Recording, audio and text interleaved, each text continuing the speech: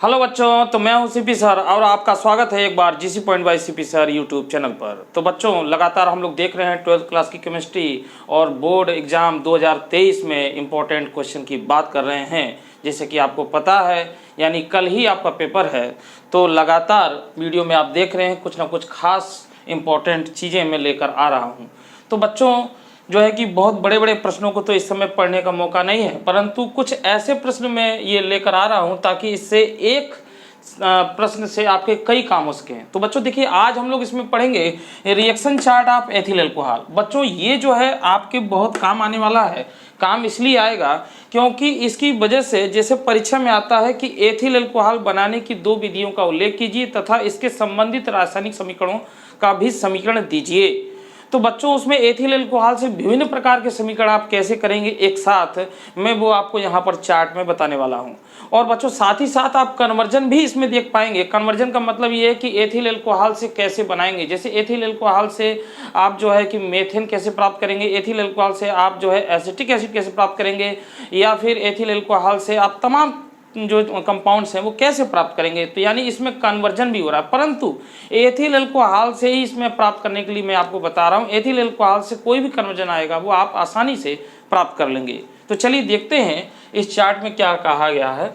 तो बच्चों देखिए, एथिल अल्कोहल मेन हमारा ये है, इससे विभिन्न प्रकार के कंपाउंड को हम बना रहे हैं। ये आपको मदद करेगा बच्चों, जो आप अलग अलग से पढ़ रहे हैं उनको एक साथ आप देख पा रहे हैं यहाँ पर। तो देखिए, एथिल अल्कोहल से अगर हमको एसिटाल्डिहाइड बनाना है तो एसिटाल्डिहाइड का ऑक्सीकरण करेंगे तो मतलब एथिल अल्कोहल का अगर हम ऑक्सीडेशन करते हैं, ऑक्सीकरण करते हैं, तो एसिटाल्डिहाइड प्राप्त हो जाता है। यानी आप अगर सीधे इसमें कन्वर्जन देता है कि एथिल अल्कोहल से एसिटाल्डिहाइड कैसे बनाओगे, तो आप बस सीधे डायरेक्ट कर देंगे, हो जाएगा। अगर बच्चों कहता है कि एथिल अल्कोहल से एसिटिक एसिड बनाना है तो हमें एक स्टेप और बढ़ना पड़ेगा। देखिए, एथिल अल्कोहल से एसिटाल्डिहाइड ऑक्सीकरण पर होता है और इसका अगर पुनः ऑक्सीकरण किया जाए एल्डिहाइड का तो ये कार्बोक्सिलिक में चेंज हो जाता है और आप देख रहे हैं कि एसिटिक एसिड प्राप्त हो चुका है। अब बच्चों आगे बढ़ते हैं। देखिए, कई रास्ते हमारे पास गए हैं, बड़ा ही रोचक एक तरीके से ये है। तो यहाँ पर आप देखें कि ये जो है इस तरीके से एसिटिक एसिड से बच्चों और भी कुछ बना सकते हैं। क्या क्या बना सकते हैं जरा देखें आप। तो एसिटिक एसिड से बच्चों अगर P2O5 क्या है बच्चों, ये एक निर्जलीय कारक है। यानी ये इसका इस्तेमाल करके और इसको थोड़ा सा हीट किया जाए तो एसिटिक एनहाइड्राइड आपको प्राप्त हो जाएगा। यानी अगर एसिटिक एसिड से एसिटिक एनहाइड्राइड कहा जाए तो आप यहाँ से डायरेक्ट सीधे ये रिएक्शन आप दिखा सकते हैं। ठीक है। अगर बच्चों एसिटिक एसिड से आपको कहा जाए सीधे डायरेक्ट कि आपको एसीटोन बनाना है, तो बच्चों देखिए, एसिटिक एसिड का कैल्शियम हाइड्रोक्साइड से क्रिया कराएंगे तो ये जो है कि कैल्शियम एसीटेट प्राप्त होगा, जिसका आसवन करेंगे, डिस्टिलेशन है ये, तो इसका आसवन करेंगे तो आपको एसीटोन प्राप्त हो जाएगा। अब बच्चों यहाँ पर देखिए, रिडक्शन करना है, रिडक्शन करेंगे, इसका अपचयन करेंगे तो आइसोप्रोपिल अल्कोहल प्राप्त हो जाएगा। आपको ये आइसोप्रोपिल अल्कोहल प्राप्त हो जाएगा। अब बच्चों अगर इधर की तरफ देखें, कहा जाए आपसे कन्वर्जन में कि एसिटिक एसिड से आप मेथेन प्राप्त करें, तो एसिटिक एसिड से मेथेन कैसे प्राप्त करेंगे। तो देखिए, एसिटिक एसिड की क्रिया हम लोग सोडियम हाइड्रोक्साइड से कराएंगे, यानी क्षार से। तो आपको पता है ये अम्ल है और ये क्षार है, तो क्या मिलकर बनाएगा, ये बनाएगा लवण, साल्ट बनाएगा। तो यहाँ पर देखिए इसका फॉर्मेशन हो गया CH3COONA। तो यहाँ पर सोडियम एसिटेट हो गया। अब बच्चों आपको पता है सोडियम एसिटेट ये लवण है, जब इसका सोडा लाइम से अगर हम क्रिया कराते हैं यहाँ पर तो बच्चों हमको प्राप्त हो जाता है, यानी NaOH+CO। सोडा लाइम से अगर क्रिया कराते हैं बच्चों तो यहाँ पर हमको क्या मिलता है, मेथेन मिल जाती है। ये कक्षा 10 का भी एक तरीके से कई बार छोटे छोटे ये कई जगहों पर आता है। ठीक है। तो बच्चों अगर यहाँ से हमको कहा जाए एसिटिक एसिड से अगर एथेन बनाना है तो देखिए हम ये रास्ता चूज कर लेंगे, हम इस रास्ते पर मुड़ जाएंगे, यानी हमको आगे नहीं जाना। यानी जो साल्ट बना है इस साल्ट का इलेक्ट्रोलिसिस कर देंगे बच्चों तो हमको एथेन प्राप्त हो जाएगा। यानी अगर आपसे कन्वर्जन में पूछ रहा है परीक्षा में कि एसिटिक एसिड से एथेन बनाइए तो आप यूं चले जाएंगे, यहाँ पर ऐसे चले जाएंगे। ये देखिए ये रास्ता बना हुआ है। तो देखिए एक तरीके का ये मैप है, ये सहायता करेगा कहीं ना कहीं बच्चों, ये आपके काम करेगा, इसलिए इसको एक बार जरूर देखें। अब बच्चों देखिए यहाँ तक हम देख चुके हैं। अगर बच्चों एसिटिक एसिड की क्रिया अगर अमोनिया से कराई जाए, देखिए ये क्वेश्चन आ चुका है एक जगह, तो अगर इसकी क्रिया अमोनिया से कराई जाए तो देखिए आपको क्या मिलेगा। ये आपका बच्चों क्या है, ये एसिड है, ये क्या है, बेस है, तो यहाँ पे भी साल्ट प्राप्त हो जाएगा। तो ये हो जाएगा यहाँ पर एक बच्चों ये NH4 हो जाएगा, यहाँ से इसका H जुड़ जाएगा और ये NH4 हो जाएगा, सॉरी अब NH4 अमोनियम एसीटेट हो जाएगा बच्चों। ये क्या हो जाएगा? अमोनियम एसीटेट हो जाएगा, जिसको हीट करेंगे तो बच्चों ये एसिटामाइड दे देगा, यानी वाटर निकल जाएगा, यहाँ से वाटर निकल जाएगा और यहाँ पर आपको एसिटामाइड प्राप्त हो जाएगा। यहाँ पर वाटर आप दिखा सकते हैं, वाटर मॉलिक्यूल दिखा, मगर दिखाने की कोई ज़रूरत नहीं है, आप डायरेक्ट करेंगे, यहाँ पर ये कन्वर्जन है। अब बच्चों एसिटामाइड की क्रिया अगर ब्रोमीन से कराई जाए यहाँ पे QH के उपस्थिति में, तो आपको एथिल एमीन प्राप्त हो जाता है, मेथिल एमीन प्राप्त हो जाता है यहाँ पर। तो मेथिल एमीन भी कभी कभी आता है, इससे बनाने के लिए बहुत इंपॉर्टेंट है, तो ये भी आप देख सकते हैं। मेथिल एमीन के बाद बच्चों अगर इसका नाइट्रस अम्ल से क्रिया कराया जाए HNO2 से, तो मेथिल एल्कोहल प्राप्त हो जाता है। तो कहीं कहीं पे बच्चों सीधे देखिए आपको कन्वर्जन एक मिल रहा है कि एथिल एल्कोहल से मेथिल एल्कोहल कैसे बनाएंगे। तो आप एथिल एल्कोहल का ऑक्सीडेशन करेंगे, ऑक्सीडेशन करने के बाद बच्चों आप फिर इसका ऑक्सीडेशन करेंगे, यानी एसिटिक एसिड बनाएंगे।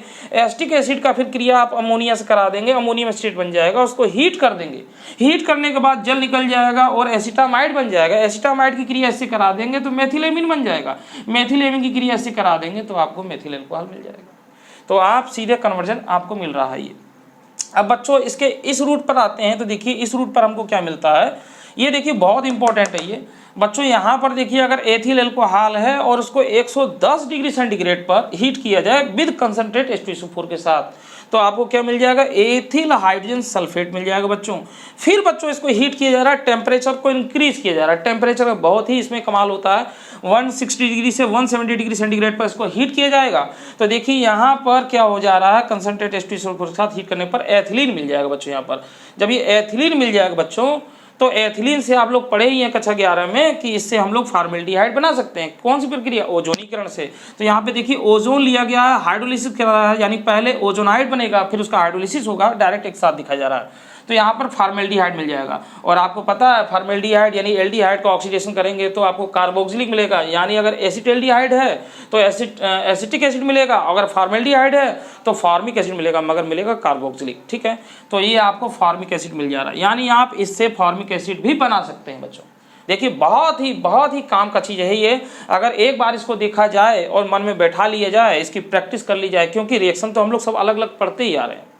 अब बच्चों देखिए यहाँ से अगर हम इस रूट की तरफ जाते हैं तो यहाँ पर देखते हैं आपको क्या मिलने वाला है। ब्रोमीन से क्रिया करा रहे हैं तो एथिलीन ब्रोमाइड मिल रहा है आपको, और एथिलीन ब्रोमाइड, एथिलीन डाइब्रोमाइड भी इसको कहते हैं बच्चों। यहाँ पे डाइब्रोमाइड भी लिख सकते हैं, यहाँ पे डाइब्रोमाइड, एथिलीन डाइब्रोमाइड। और बच्चों एथिलीन डाइब्रोमाइड की क्रिया अगर पोटेशियम हाइड्रोक्साइड से कराए, इसके जली विलीन से करा जाए तो आपको ये ग्लाइकोल मिल जाएगा।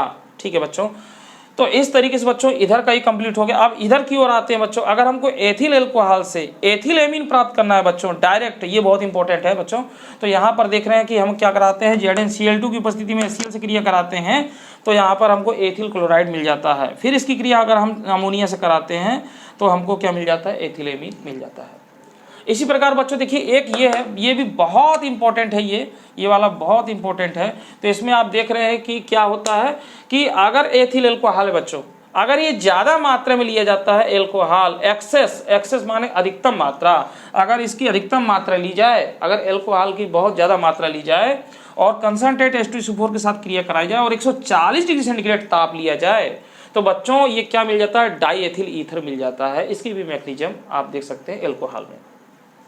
तो इस तरीके से बच्चों एथिल एल्कोहल से सारे रिएक्शन, अगर परीक्षा में ये आता है कि एथिल एल्कोहल बनाने की कोई 2 विधियों का उल्लेख कीजिए तथा इससे संबंधित रासायनिक समीकरण भी दीजिए, तो आप यहाँ से एक नहीं ढेर सारे समीकरण आप देख रहे हैं, आप कोई भी परीक्षा में 2-4 रिएक्शन लिख सकते हैं। ठीक है, तो बच्चों इस तरीके से आपको एथिल एल्कोहल चैप्टर से बहुत ये मदद मिलने वाली है। इसको अच्छे से लर्न कर लीजिए बच्चों, इसको अच्छे समझ लीजिए। अभी आपके पास बहुत समय, पूरी रात पड़ी हुई है आपके पास। ठीक है, तो आप दिन में भी इसको एक बार देख लेंगे। इसके अलावा बच्चों कोई और इम्पॉर्टेंट होगा जो हमें लगता जा रहा है, वो हम आपको और भी देने की कोशिश कर रहे हैं। ठीक है, परीक्षा तक हम आपके साथ में हैं।